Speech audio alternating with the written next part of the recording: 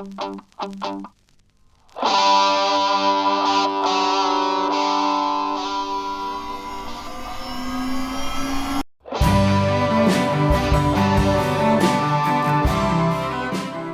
I've got a quick Undeceptions single for you for Australia Day. Recent polls offer pretty conflicting messages about what to do with the date of Australia Day, the 26th of January. One poll found that most Australians don't mind what date it's held, and another found that 71% of Australians reckon the date should stay the same. Most politicians are sticking with the status quo, to the distress of some Indigenous Australians and the uncertainty of others, including myself. I want to suggest that if we're going to retain the date of Australia Day, we need to mark the day in a deliberate twofold manner, with lament and rejoicing on the same day.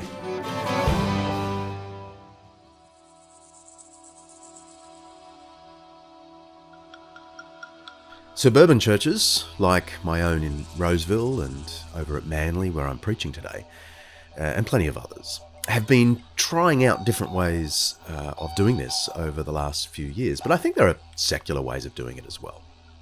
I feel the weight of the argument for changing the date of Australia Day. Given our history, and perhaps we could do an episode on that one day, if Indigenous people want us to move the date from 26 January, I reckon it could be a small token of kindness to find a better day. At the same time, something could also be lost if we move away from 26 January, away from any connection with the First Fleet's arrival here in 1788. Indigenous Australians would no longer be structurally part of the national day.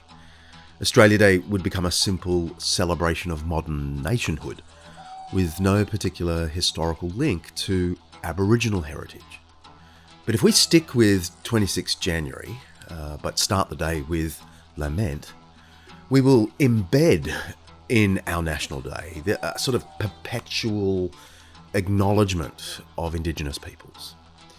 That date reminds us, like no other day in the calendar could, that this was Aboriginal land before Europeans tried to claim it, and that the process of colonisation which began that day was harmful to Indigenous Australians, long before it was any benefit.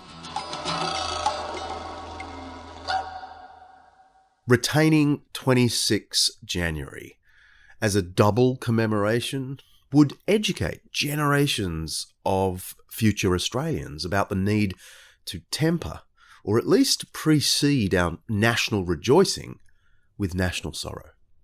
Now, I don't mean saying sorry over and over for our treatment of Indigenous people. That's not what lament means. I just mean acknowledging the sadness of the past and the present for many Indigenous communities. In a way, Australia's Anzac Day, which commemorates a massive military loss, also begins with solemn lament. So it's already a thing in Aussie culture. Anyone who has attended a church service knows that churches are particularly good at this twofold approach to festivals. Think of the quiet awe of Good Friday, marking Jesus' death, followed by the burst of triumph on Easter Day, marking his resurrection.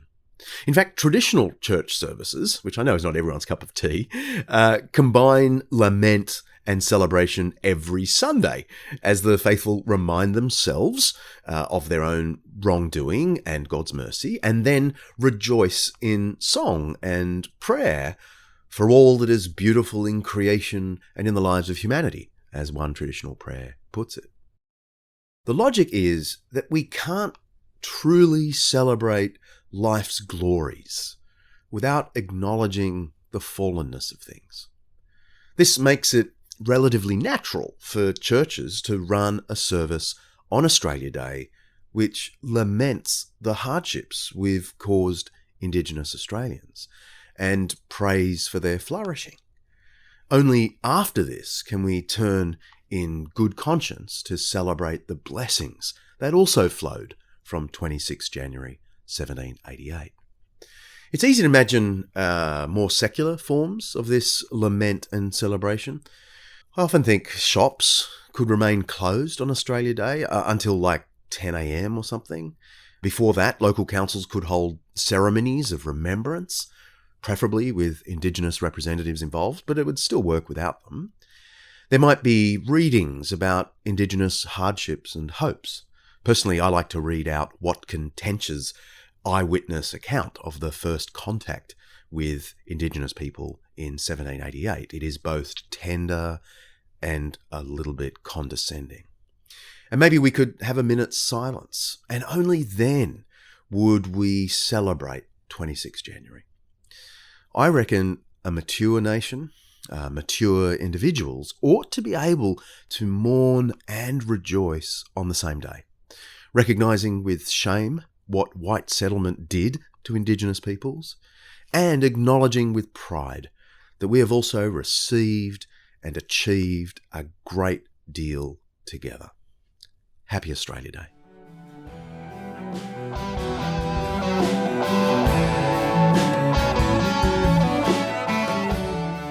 We're busy here at Undeceptions working on the new season. I've already got some cracking interviews with guests you're not going to want to miss. More about that soon. I'll be popping into your feed with these minis, or singles as we call them, a few times more in the coming weeks, with random thoughts from around the world and short grabs from forthcoming interviews. And then we'll be back into full swing before you know it. I'm John Dixon with an Undeception single.